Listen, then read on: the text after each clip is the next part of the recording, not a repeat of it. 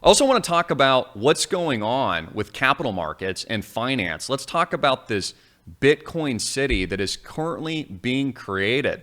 We're seeing this in El Salvador, and they're making huge progress. The president is, and has just announced what he's dubbing the Bitcoin crypto city, being built on the side of a volcano, which will be powered by thermal energy in El Salvador to mine Bitcoin.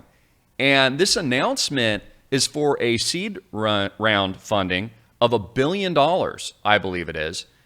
$500 million, which will be invested in Bitcoin, paying something like 6.5% to the debt holders themselves to build what they're calling the next major metropolitan like Singapore in El Salvador, which was the first country, one of the first to legalize Bitcoin as legal tender, which is a huge, huge announcement, and now a move to collateralize Bitcoin in this new asset class to build the vision in the freedom state of free enterprise capital markets called, at least what they're dubbing it now, Bitcoin City.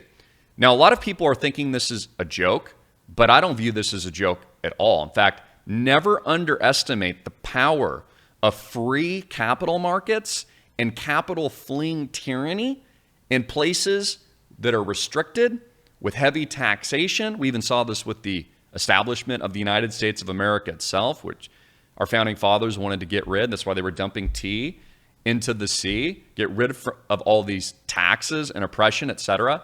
I believe El Salvador is actually on the right track here. And I believe they're not the only country that is collateralizing currently, investing in and adding Bitcoin to its sovereign balance sheet. I think this is a guarantee. Every first world nation is accumulating Bitcoin and crypto now.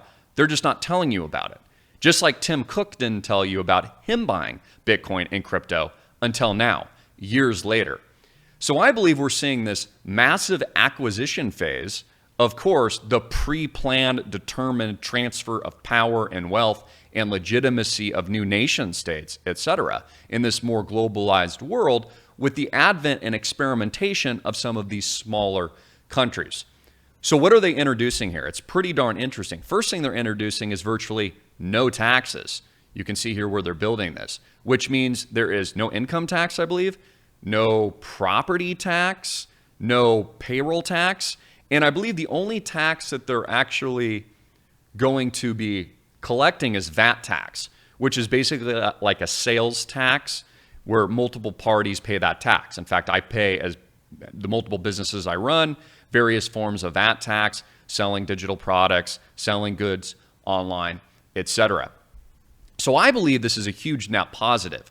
Now, however, I would still use discernment, because I'm not encouraging any of you to idolize currency or money or anything like that. I just believe money's a tool. Of course, I've given you excellent and amazing advice for years, telling you to get into Bitcoin, to learn about it at school. Millions and millions, trillions of dollars have been made. Bitcoin is now $1 trillion asset, and the party's just getting started because it was so obvious to see what governments were doing around the world. And again, this is part of the plan to introduce central bank digital coins, digital currencies, the digital dollar here in the United States, which, by the way, the vice chair, whatever her name is, Brainerd, Lau, she's actually like very pro digital currency, Bitcoin and crypto. And that's why Biden has put her there, because I believe she might be the next chairwoman of the central bank. Is all of this is going according to the plan that they've known about, but just simply have been hiding from the American people. They don't want you to get in. So this is massive. And this is also a huge opportunity for you tuning in from the standpoint to just consider what's going on here.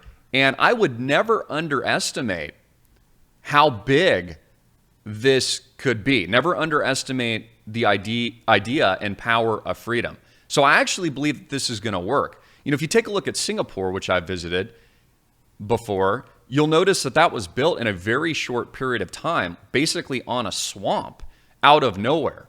So there's nothing saying or stopping the fact that through prudent financial management, innovation, and especially capital flight from investors around the world moving into this area, and this would be an area I would personally consider investing in as well, won't gravitate towards here to flee the tyranny of excessive taxation and the lack of opportunity and the lack of capitalism, which we don't really have capitalism in America anymore. It's controlled, bailout, manipulated capitalism that basically only serves the rich now and serves the insiders and the people that they've paid off to sit in the seats in Washington, D.C. that clearly just represent Fortune 500 companies and not you and I. So I think this is going to work. However, from a discernment level, a spiritual level, I think that you should use discernment. And I'm not telling you to worship Bitcoin or worship the construction of these new cities. I'm telling you to use this technology as a tool for good. Just like all of you use social media today, YouTube, Facebook, Google, Twitter, and more, you can learn about blockchain, Bitcoin, and the thousands of other cryptocurrencies today at school at bitcoinrich.com. Read our testimonials, disclaimers on our website. I'm not a financial advisor, but I will teach you how to think different. Think and grow. bitcoinrich.com. School up here or down here. I'll see you there. Don't let this opportunity pass you by. Visit us at bitcoinrich.com right now. That's bitcoinrich.com and reserve your seat. Limited seating, the price is going up.